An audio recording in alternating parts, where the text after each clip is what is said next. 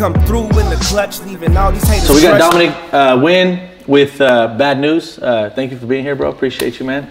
We're going to start off with a little conversation in regards to the pop-up shop that's happening Friday, final Friday. Tell us a little bit about what's going on with the pop-up shop, man. So on Friday we have a little art show going on. We're going to have a few art pieces and a few brand new pieces of merch.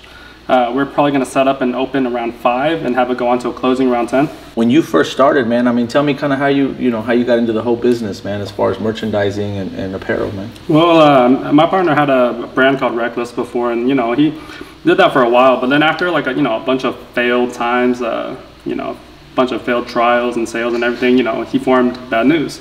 And then that's when I came on. So then I started as a designer, but then we eventually started working back and forth and, quickly rose up and then became his partner. Awesome, man. Yeah. I mean, would you consider Bad News exclusive? Yeah, I mean, we just want to make dope shit. Honestly, we're not trying to reinvent the wheel. We just want to build a better mousetrap. Do something better. Basically make everything that in a different way, a fresh way. We're not trying to create new pieces of clothing, but then better ways to make existing ones. Nice, nice.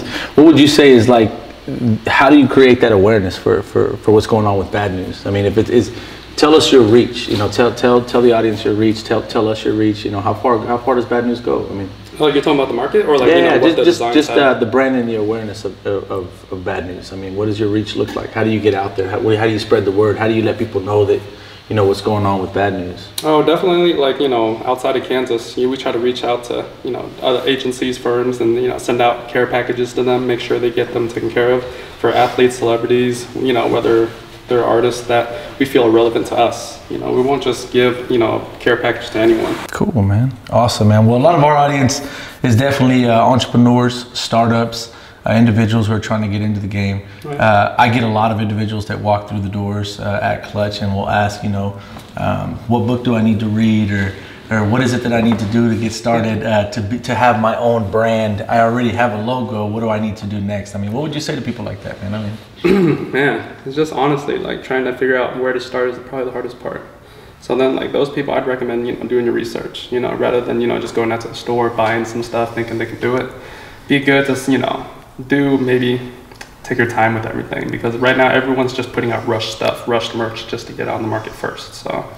I mean, everything's too rushed. What do you think now? I mean, the agenda show out in San Diego and the Magic show. I mean, what do you say to people that say that the garment industry is too saturated? There's too many people out there right now with it. I mean, where does Bad News stand with all that kind of stuff? I mean, it's true. That's the thing, though. You have everyone jumping on fads, trends, and everything. But then, agenda is definitely one of our goals this year, just to attend or Magic.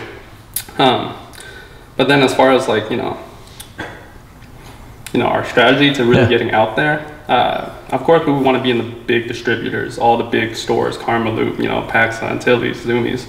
But I mean, the end goal is just to be direct to consumer. No middleman, no seasonal structures. We don't go by a normal schedule. We'll just go when we want to.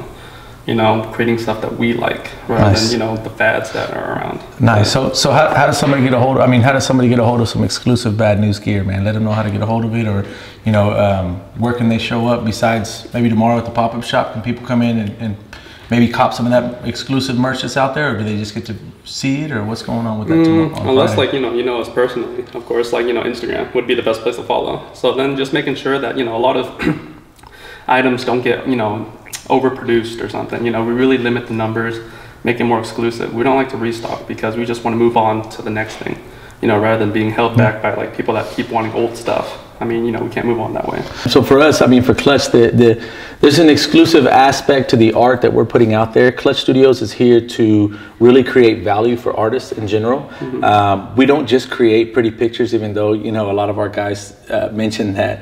It's a lot more than that. We want individuals, we want clients and people that are going to work with us that value the art that we put out there. I believe that from looking and talking and being around Dominic as much as we have, that the exclusivity, that the passion, that the heart behind the brand is all there. An individual needs to be able to truly value that piece, that garment, that aspect of it, the placement of the B, the exclusivity of the merch that's being pushed out there, and the thought process behind not just throwing shirts on a rack and trying to sell them, but also doing, you know, what you would consider a full-on experience for a pop-up shop. That's what brings the collaboration between Clutch and Bad News. We're here, yeah, we are exclusive, but if you do truly value the things that we're doing from both companies and from both teams, I believe that you'll be able to have access to us. If not, you probably won't.